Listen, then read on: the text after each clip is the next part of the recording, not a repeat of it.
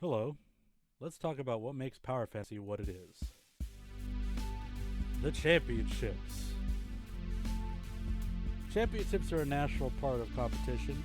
Everyone wants to know who's the toughest, who's the most together, who will go the furthest, and who's the best. In Power Fantasy, our title holders enjoy more than just fame, renown, and respect for being our champions. They also get serious financial rewards. First, we have to talk about how Power Fantasy pays. A living wage is guaranteed for every wrestler in Power Fantasy at a minimum. Some make more than that. Health insurance is covered with the funding from the American Bad Time Athletic Commission. All wrestler contracts have set win bonuses, and championship bout payment structure is derived from a given wrestler's existing bonus rates. We're going to break down what those rates are per title, starting with the ABT Grand Championship. You can see also we have the rules on screen. One fall with a 60-minute time limit. A mandatory defense of every 2 months, but they must defend at every Super Power Fantasy. Being the Grand Champion means that when the stage is the biggest for Power Fantasy, they're on. Next we have the ABT Light Championship with one fall for the rules, 30-minute time limit, and a 220-pound weight limit. Mandatory defenses are once a month or 3 out of 4 Super Power Fantasies. And challengers are picked by the commission or champion. The Light Championship is a showcase for the smaller wrestlers in Power Fantasy who tend to work at a different pace. Faster matches for faster athletes. The ABT Team Championship is our Tag Team Championship.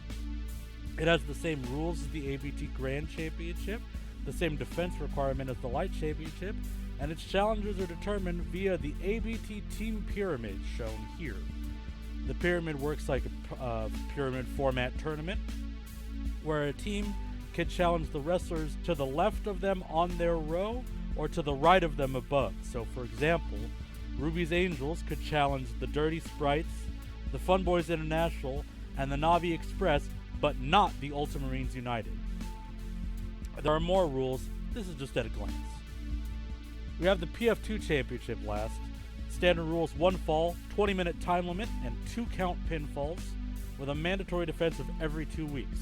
This belt is governed by Power Fantasy, not the American Bad Time Athletic Commission.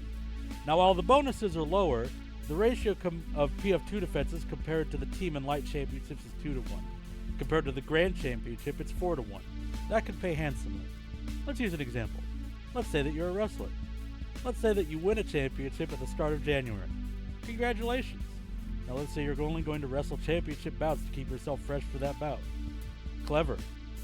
Now let's say you lose that championship by the end of March. Condolences. Lastly, let's say your contract's win bonus is an even $10,000. Now let's see how that adds up. Over the same span of any of these titles, the PF2 champion will earn more in total title defenses for the same length of reign. The ABT champion can opt to fight in non-title matches, but there's no guarantee they'll win those matches.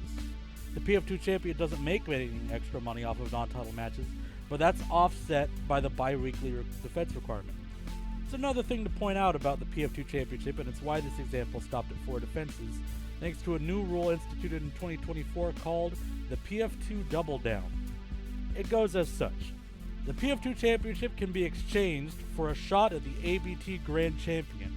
However, the PF2 Champion must successfully defend against 4 unique challengers. Once the PF2 Champion doubles down, the title is vacated, and then a tournament is arranged. The tournament consists of those 4 unique challengers seated in a playoff style, facing off until one new champion is left standing. While the minimum number of people that can take place in a tournament is 4, longer PF2 championship reigns mean longer tournaments. There's also one final catch. The prior PF2 champion cannot challenge the tournament winner. These are not simply achievements or title belts, but they are forces that can change the lives of their champions.